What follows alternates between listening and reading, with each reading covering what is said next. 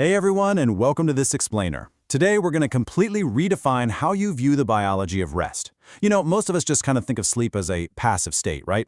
Like it's a time when the brain and body just turn off to recharge. But the reality is actually the exact opposite. Sleep is arguably the most biologically active, complex, and high-stakes physiological process of your entire day. And today we are going to unpack the hidden biological frameworks that govern the whole shebang. Let's kick things off by diving into this with a pretty counterintuitive question. Can a simple lack of water actually trigger a nervous system crisis while you sleep? Well, the short answer is absolutely yes. We so often separate hydration from sleep quality, but at a cellular and neurological level, they are completely intertwined. If your body doesn't have the precise fluid dynamics required for the night, it can literally trap your nervous system in a state of high-alert stress, completely destroying your recovery. Get this. During the deepest stages of sleep, the interstitial space in your brain, so the physical gaps between your neural cells, actually expands by up to 60%. Why? To create this incredible biological washing machine that flushes out the daily buildup of toxins. I mean, this is a massive structural change happening right inside your skull, and as we'll see, it is entirely dependent on having the exact right fluid balance. Think about it. This really hits the nail on the head regarding the core challenge our bodies face every single night. The 7 to 8 hours you spend in bed, that's a prolonged physiological fast. It's an overnight drought. And if your central nervous system, your brain, and your kidneys aren't optimally prepared to handle this drought, well, that physiological stress is going to cascade through literally every system in your body. All right, Section 1, the hidden architecture of sleep. Look, human sleep isn't just one big uniform block of unconsciousness. It's actually a highly dynamic cycle that we move through every 90 to 110 minutes. First, we've got light sleep, that's N1 and N2, where your body starts dropping its temperature and heart rate. Then we descend into N3, also known as deep or slow wave sleep. This dominates the first half of the night, generating massive delta waves for tissue repair and strengthening your immune system. Finally, there's REM sleep, which dominates the second half of the night and handles emotional processing and memory consolidation. The crucial takeaway here is that different hours of the night serve entirely different recovery goals. But here's where things go off the rails for a lot of us. Psychological stress elevates cortisol, which is our primary stress hormone. This keeps your sympathetic nervous system, your fight or flight mode, super active. And when that happens, it aggressively blocks your brain's ability to descend into that restorative N3 deep sleep. You might be unconscious for 8 hours, sure, but structurally, you are being starved of that deep recovery phase. Getting into N3 is absolutely crucial. And let's look at one of the most fascinating reasons why, diving into the cellular mechanics of how the brain actually cleans itself. Section 2, the brain's nightly wash. Answer: the glymphatic system. You can think of this as your brain's overnight plumbing network. It basically uses cerebral spinal fluid to actively flush out the metabolic waste products that build up while you're awake. This includes neurotoxins like beta amyloid, which, by the way, are heavily implicated in long-term cognitive decline. But remember, this profound biological wash is heavily dependent on achieving that N3 deep slow wave sleep we just talked about. So here is the massive biological trade-off. Optimal fluid balance, or euhydration, generates the powerful convective flow you need to wash the brain. But even just mild dehydration, that creates osmotic stress. If you lack fluid, your brain simply cannot generate the pressure required to clean itself properly. Honestly, it's effectively like trying to run a dishwasher without enough water. Moving on to Section 3, thermoregulation and autonomic control. To really grasp this, we've got to look at the intricate relationship between your body heat and your nervous system. Falling asleep isn't just flipping a switch, it's an active, temperature-driven cascade.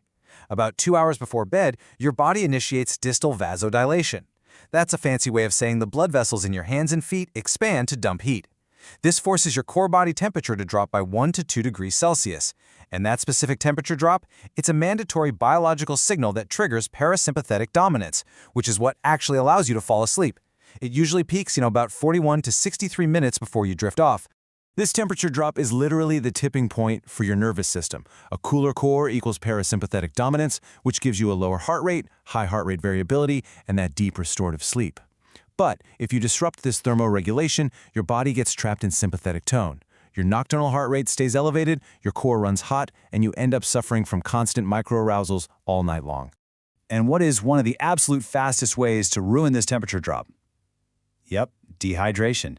Being dehydrated literally reduces your overall blood volume. With less blood, your body just cannot efficiently perform that peripheral vasodilation to move blood out to your hands and feet.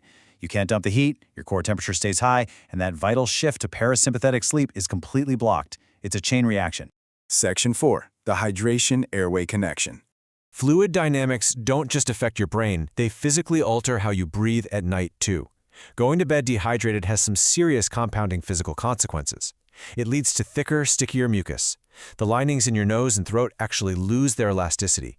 This creates massive airway resistance, which directly causes snoring. For folks with sleep apnea, this dryness sharply increases the risk of partial airway obstruction. Oh, and let's not forget those agonizing nocturnal leg cramps at 3 a.m. Those are often triggered by dehydration and the loss of electrolytes like sodium and magnesium. This brilliantly illustrates why treating the root cause is just so vital. As the literature points out, when that mucus becomes sticky and airflow gets obstructed, the soft tissues in your throat vibrate much more intensely. A lot of people try to treat the symptom of snoring with stuff like nasal strips or position changes, completely missing that the foundational issue might simply be a dried-out, inelastic airway. Section 5. Vasopressin, the circadian controller. Okay, so how on earth does our body actually survive this 8-hour drought every night? Meet arginine vasopressin, or AVP for short. Your brain's master circadian clock, the suprachiasmatic nucleus, orchestrates the release of this antidiuretic hormone, mostly during the later stages of your sleep cycle. It essentially binds to receptors in your kidneys, commanding them to reabsorb water and stop urine production. It's the master regulator of the brain-kidney-bladder axis, specifically designed to protect you from severe dehydration while you sleep. But here is the catch, and it's a big one. If you chronically restrict your sleep duration, say you're only sleeping 5 or 6 hours, you literally cut off that late-night surge of AVP. This creates a really vicious cycle. Without AVP, you become dehydrated, which leads to sleep fragmentation, disrupted circadian rhythms, and critically impaired memory consolidation. In fact, animal models lacking AVP show profound memory deficits, simply because they lose the sleep-dependent theta brainwaves required to actually store new information. Section 6. Optimizing your biological system. So, with all this complex systems biology in mind, how do we actually fix it? Let's pivot to some actionable science-backed solutions. Here are the specific levers you can pull. Number 1, adopt a load morning, limit evening hydration protocol. Drink the bulk of your water early in the day to ensure systemic hydration without triggering middle-of-the-night bathroom trips. 2, take a warm bath 60 to 90 minutes before bed. This artificially pulls blood to your skin, forcing that crucial core temperature drop we talked about. 3, keep your sleep timing rock solid to protect the circadian alignment of your REM sleep. 4, if you use a CPAP, always use the humidifier to prevent airway desiccation. And finally, regular aerobic exercise is clinically proven to increase the stability and quality of your slow-wave deep sleep. We also need to challenge a couple of really common assumptions here. First off, avoid alcohol before bed at all costs. Not only is it a powerful diuretic that totally ruins your hydration, but it also dose-dependently destroys your REM sleep architecture. And what about magnesium supplements? Well, while they are wildly popular right now, current systematic reviews actually characterize the evidence for magnesium improving sleep as low to very low certainty, primarily only showing limited benefits for older adults. So keep that in mind. And that brings us to the core thesis of this entire explainer. You just cannot hack one part of your sleep without addressing the whole system. Optimization requires treating the human body as an interconnected machine. Your core temperature, your fluid dynamics, your circadian timing, and your autonomic nervous system state are completely and intrinsically linked. Which leaves us with this final thought for you to consider tonight. Knowing that your brain literally changes physical shape to wash itself, and knowing that your nervous system requires a highly precise thermal and hydration cascade just to recover, are you actually preparing your nervous system for the most active biological process of your day? Or are you just getting into bed hoping to drift off? Thank you so much for exploring this fascinating biology with me today, and I really hope this changes the way you approach your rest.